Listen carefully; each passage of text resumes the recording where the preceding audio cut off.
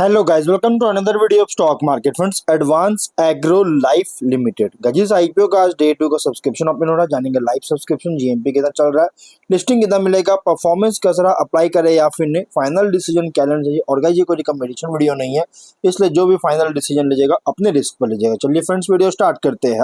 IPO 30 सितंबर को open हुआ, मतलब कल के दिन, और 3 अक्टूबर क्लोज किया जा रहा है। और गाइज ये 3 डे आईपीओ आज डे 2 का सब्सक्रिप्शन ओपन हो रहा है। 10 रुपीज का फेस वैल्यू और 95 टू 100 रुपीज पर शेयर की प्राइस बैंड, 150 शेयर्स की lot size, fresh capital IPO है जो कि 1.9 करोड़ शेयर्स का इशू किया जा रहा है। 192.8 करोड़ का इशू किया गया, इशू साइज है। 5 रुपीज का employee discount, book build IPO BSE NSE दोनों एक्सचेंज में लिस्टेड होने जा रही है। अलॉटमेंट डेट फाइनलाइज किया गया 6 अक्टूबर का। 7 अक्टूबर रिफंड रिलीज किया जाएगा, शेयर्स डीमैट अकाउंट में क्रेडिट होगा। 8 अक्टूबर का लिस्टिंग डेट रखा गया है। साइज की बात करें रिटेल में, यहाँ पे मिनिमम 1 लॉट अप्लाई कर सकते हैं, 15,000 शेयर्स मिलेंगे और 15,000 पे करना पड़ेगा, 150 शेयर्स मिलेंगे। मैक्सिमम 13 लॉट अप्लाई कर सकते हैं, 1.9 लाख रुपीज पे करना पड़ेगा। रिटेल में अगर 5 टाइम सब्सक्राइब होता है तो आप जितना भी अप्लाई कीजिए आपको ओनली 1 लॉट ही अलॉट किया जाएगा। स्मॉल एचएनआई में मिनिमम 14 लॉट अप्लाई कर सकते हैं, 2.1 लाख रुपीज पे करना पड़ेगा। मैक्सिमम 66 लॉट अप्लाई कर सकते हैं, 9.9 लाख रुपीज पे करना पड़ेगा। Big HNI minimum 67 lot apply कर सकते हैं, 10 लाख रुपीज पे करना पड़ेगा। मैक्सिमम कोई लिमिट नहीं है। गाइस देखिए, स्मॉल एचएनआई, बिग एचएनआई, मतलब एचएनआई में अगर 15 टाइम सब्सक्राइब होता है तो गाइस आप जितना भी अप्लाई कीजिए स्मॉल एचएनआई में आपको ओनली 14 लॉट ही अलॉट होगा। बिग एचएनआई में ओनली 67 लॉट अलॉट किया जाएगा 15 टाइम सब्सक्राइब होता है तो। प्रोमोटर की बात करेंगे तो ओम प्रकाश चौधरी, केदार चौधरी, मनीषा चौधरी और गीता चौधरी इसके प्रोमोटर है। प्री इशू होल्डिंग 99.8% का है। ऑफर दिया गया है क्यूआईबी, जिसमें एंकर इंक्लूड नहीं करेंगे, ऑलरेडी एलोकेट हो चुका है, इसलिए जो कि लगभग अगर देखा जाए तो 20% का। बिग एचएनआई में 9.9%, स्मॉल एचएनआई 5% का, और रिटेल में अगर हम देखेंगे तो 34.9% ऑफर दिया गया। एम्प्लॉय में 0.16% का ऑफर दी गई है। एंकर से कंपनी फंड रेज किया है लगभग 57.8 करोड़ का। वहीं अगर हम बात करें इसके सब्सक्रिप्शन को लेकर, कंपनी का सब्सक्रिप्शन है क्यूआईबी से डे 1 में बिल्कुल भी नहीं, 0 टाइम्स का सब्सक्राइब है, 0 सब्सक्रिप्शन देखने को मिल रहा है, कोई शेयर्स का बीट नहीं किया। बिग एचएनआई 67% ओनली बीट किया, 13 लाख शेयर्स का बीट हुआ 13 करोड़ का। स्मॉल एचएनआई 47% सब्सक्राइब है, 4.5 लाख शेयर्स का बीट किया, 4.5 करोड़ का। रिटेल में 58% सब्सक्राइब है, 39.3 लाख शेयर्स का बीट किया है, 39 करोड़ का। एम्प्लॉय में 1.2 टाइम सब्सक्राइब, मतलब एम्प्लॉय में 30,000 शेयर्स का ऑफर था, 35.8 थाउजेंड शेयर्स का बीट किया और 36 लाख के अराउंड बीटिंग देखने को मिल रहा है। देखिए यहाँ पे मेनली क्यूआईबी से सब्सक्राइब बिल्कुल नहीं है, एचएनआई और रिटेल से थोड़ा बहुत सब्सक्राइब है, लेकिन एम्प्लॉय से फुल्ली सब्सक्राइब देखने को मिल रहा है। और हाँ, क्यूआईबी जो है ये लास्ट डे में ही अप्लाई करते हैं। टोटल 42% सब्सक्राइब है, 57 लाख शेयर्स का बीट किया, 57 करोड़ का, जो कि अंडर सब्सक्राइब देखने को मिला है। जीएमपी 5 रुपीज का, और कल के कंपैरिजन में जीएमपी का अगर देखिए यहाँ पे बहुत ज्यादा गिरावट आई थी। 29 सितंबर को जीएमपी 15 रुपीज का था और कल के दिन जीएमपी में 5 रुपीज का बहुत ज्यादा गिरावट आया, जिसके कंपैरिजन में 5% का लिस्टिंग एक्सपेक्ट कर सकते हैं। 105 रुपीज का एस्टिमेटेड लिस्टिंग प्राइस, 750 रुपीज का एस्टिमेटेड प्रॉफिट आपको सिंगल लॉट पे दे सकता है।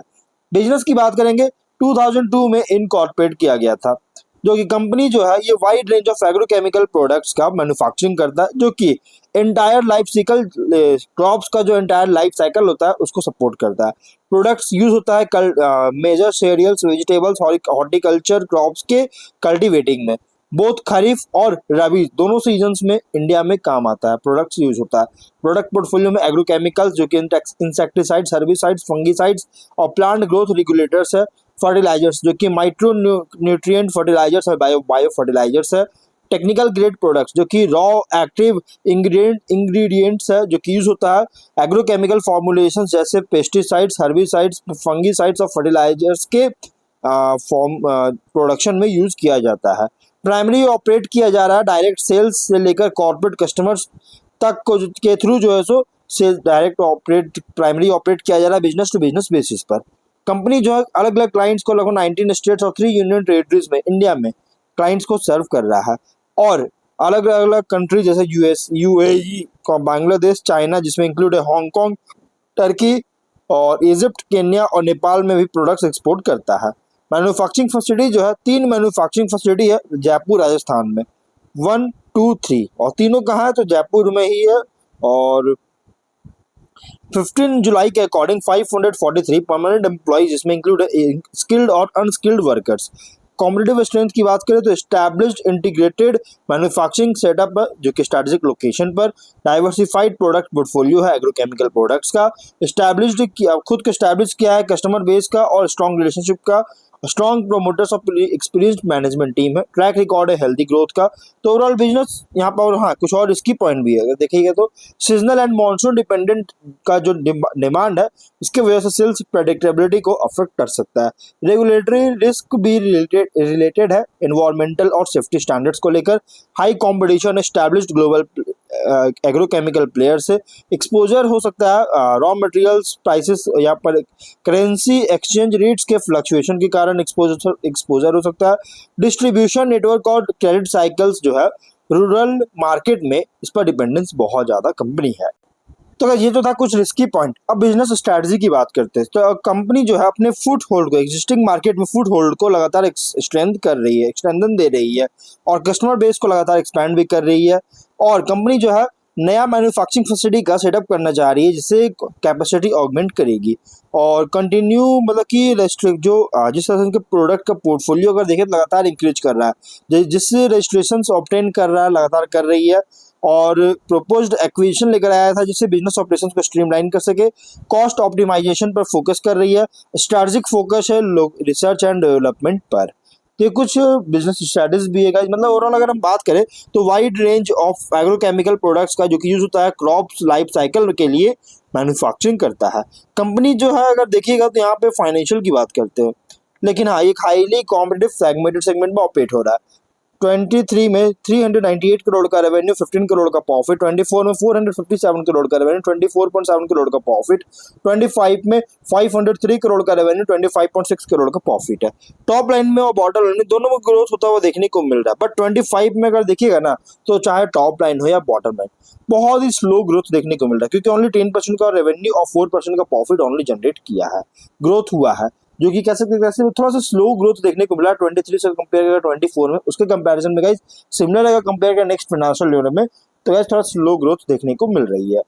ROE 25%, ROCE 27%, debt to equity 0.8 time, RONW 29%, PAT EBITDA margin 5.1 9.6%, PB ratio 6 time का, PE रेशियो 17.5 टाइम का।